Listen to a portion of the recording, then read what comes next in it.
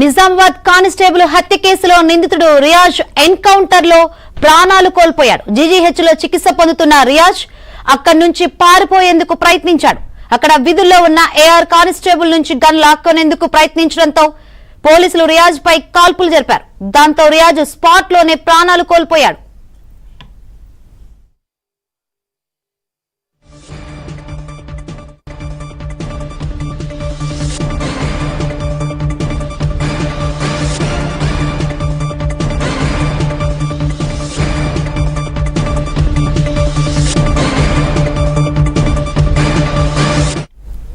ఈ నెల 17న CCS constable Pramod ను రియాజ్ పొడిచి చంపాడు.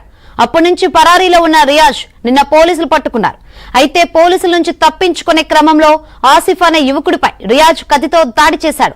ఆ ఘర్షణలో రియాజ్ కు తీవ్ర గాయాలు కావడంతో జీజీహెచ్ కు తరలించి చికిత్స అందిస్తున్నారు.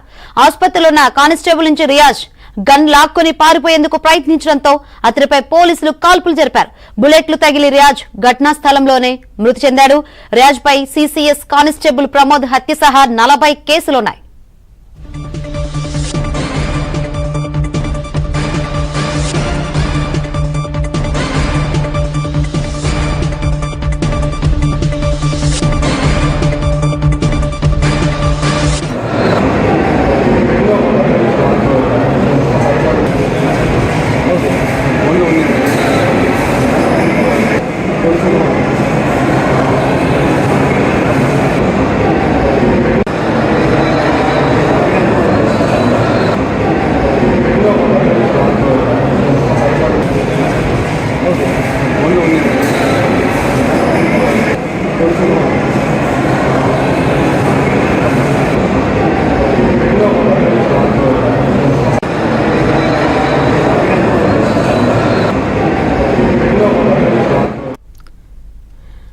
నిజామాబాద్ సిసిఎస్ కానిస్టేబుల్ ప్రమోద్ హత్య రాష్ట్ర వ్యాప్తంగా సంచలనం రేకెత్తించింది. కానిస్టేబుల్ చంపేశాక రియాజ్ పారిపోయాడు.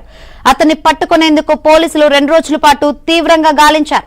మొన్న రాత్రి ఓ చోట రియాజ్ కంటపడగా పోలీసులు పట్టుకునే లోపే కెనాల్లోకి దూకి తప్పించుకున్నాడు. అక్కడ అతని బైక్ ను స్వాధీనం చేసుకున్నారు. నిన్న మధ్యాహ్నం నగరంలోని సారంగపూర్ శివార్లో రియాజ్ ఉన్నట్లు సమాచారం అందడంతో వెంటనే అక్కడికి చేరుకున్నారు. ఓ పాడుబడ్డ లారీ క్యాబిన్ లో దాక్కుని పోలీసులు రావడం చూసి పారిపోయే ప్రయత్నం చేశాడు. ఇది గమనించిన స్థానికుడు సయాద్ ఆసిఫ్ అతన్ని పట్టుకోపోయాడు. ఇద్దరి మధ్య పెనుగులాట చోటు చేసుకోగా రియాజ్ తన వద్ద ఉన్న కత్తితో ఆసిఫ్ ఎడమ చేతిని తీవ్రంగా గాయపరిచాడు. ఈలోపు పోలీసులు రియాజ్ ను బంధించారు. ఆసిఫ్ తో జరిగిన ఘర్షణలో రియాజ్ సైతం తీవ్రంగా గాయపడడంతో నిజామాబాద్ ప్రభుత్వ ఆసుపత్రికి తరలించి చికిత్స అందిస్తున్నారు. ఇవాళ ఉదయం రియాజ్ ఓ కానిస్టేబుల్ దగ్గర గన్ లాక్కొని పారిపోయేందుకు ప్రయత్నించడంతో పోలీసులు అతనిపై కాల్పులు జరిపారు. దాంతో రియాజ్ అక్కడికక్కడే ప్రాణాలు కోల్పోయాడు.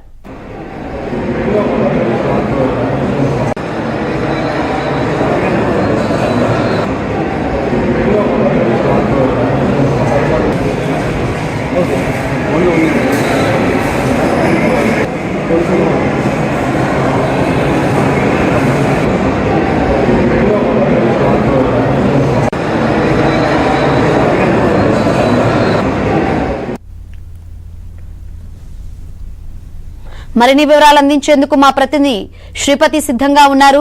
శ్రీపతి, నిన్న సిపి మాట్లాడుతూ ఎటువంటి పెనుగులాట జరగలేదు పోలీసుల మధ్య, అదేవిధంగా నిందితుడు రియాజ్ మధ్య అని చెప్పారు. ఆ తర్వాత ఈ రోజు పోలీసుల చేతిలోనే రియాజ్ మృతి చెందాడు. ఫైనల్ గా అసలు ఏం జరిగిందని అనుకోవచ్చు?